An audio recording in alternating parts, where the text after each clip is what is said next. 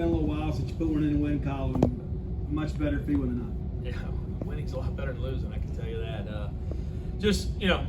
I thought we got a good outings from those kids that came out of the pen. I thought Drew and Cam was really good tonight, and Mikey Tepper finished it well. Just keep us in the ball game and just play a simple game. Lately, it's been just a lot of stress. Everything's been so close, and then we separated. We've talked a lot lately about separating, and we just played so many tight games. It's nice to play such a game and be relaxed and have fun and enjoy it. So it was a good night for our guys. Sure, that first inning wasn't very relaxing when you give up 4 to get started there. I mean, do you feel like feels like we're used to it right now? Yeah. It kind of almost feels that way. Just frustrating. And you know what's bad? It's Cole Cheatham's throwing strikes, and it's 90-92 left-handed strikes, and they're just barreling. It's just kind of got to make better strikes. The ball was kind of up and in the middle of the zone, but give credit to them. They had some nice swings on him, and but like I said, I thought Drew really slowed it down, and then Cam gave us a nice length of the game. What did you see from Drew today? Obviously, he comes in, gets that one pitch out to kind of settle things there in the first, and then it seems like he calmed everything for you guys from there. When he has a slider, he's really good. So he had a good slider tonight, which helped him out a lot. So, sorry. You go back out there and put up a 7 spot there in the first. I mean, at that point, I'm sure the dugout settled a little bit. That's right. Just to give us, we knew we were going to score some runs tonight. We just needed to. It's just tough when you're playing behind all the time, and so to be able to come back, get a little cushion. Some big hits in that inning too. So we talked a lot about RBI hits and hitting in the back gap, and Lane leads it, and then Kellum gets a big swing, down the line there too to get us there. So and RJ had a backside swing. Speaking of RJ, he's announced as the Ferris finalist this week. Comes out and gets 3 hits tonight. Just talk about his development this year and how he's really helped the ball club. Well, he was a really good player when we got him, but I think he's improved. I think he's gotten better. He's been such a great SEC. He's great tonight, not SEC play, but if you look at his SEC numbers, they're unbelievable across the league. And he's just a steady guy. He was a captain for 2 years at Mercer, and you see that, especially what we've gone through. He's like Brad Cumbas. He's never had a bad day, and he is coming to the ballpark to play hard, and you appreciate that a lot as a coach. Speaking of Brad, he was a guy early on that was almost like a comic relief, and it's a great locker room guy. Now you look up and he's got 15, 14 bombs, and he's a legitimate guy now.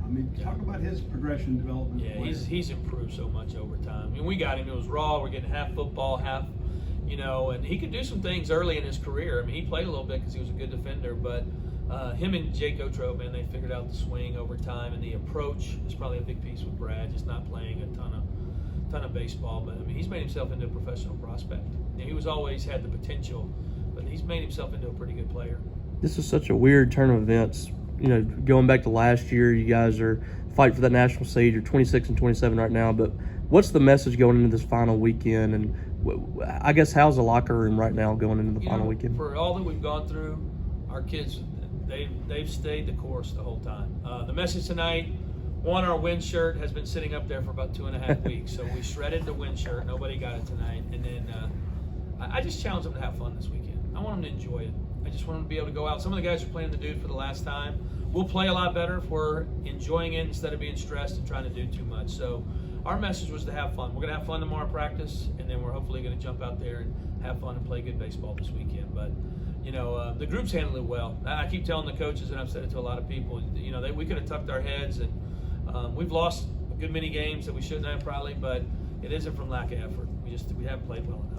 Obviously, don't need to remind you, but Tennessee coming in. What have you seen from them this season? I guess the opportunity to go against a team of that caliber and how they're playing right now. And I've said it all year that they look like one of the better teams in college baseball history. When you look up at that pitching staff and what they've done with their pitching staff is pretty special. And there's a lot of pro arms in there right now, and then a great bullpen and just different pieces.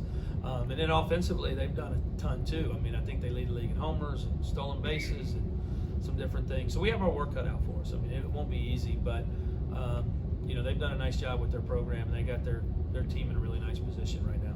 With Cam Tuller there, you just expecting maybe a little bit of bruising there on the shoulder? I got him in the back of the head, so it was on the back of the head. So we're probably a little safer because it hit him in the back of the head. So it bounced all the way to RJ. But I can get right out there, Coach. I'm fine. And then, I don't think it got him really flush. I think he ducked down and it kind of took off on him. So I thought he had gotten that guy on the pitch before. So it was he was really competitive tonight. When you've got a team like Tennessee coming in, do you think maybe knowing it's the last weekend, knowing who you're playing, Is it a little easier to get a little buy-in, kind of know what you're up against? Yeah, I guess. I mean, the buy-in's been really high because when you go to Missouri, you feel like you're supposed to win these. You got these. You're supposed to. And then, all right, well, now we got Florida. The buy-in's been really high. That's the hardest part is the buy-in's so high that when we have failure, man, they got to get back up each time. But they'll be bought in this weekend. I mean, they're real bright. We have social media now, so you know everything that's going on. You know, they know what's on the line every time, so they got it. I mean, they'll be ready to go.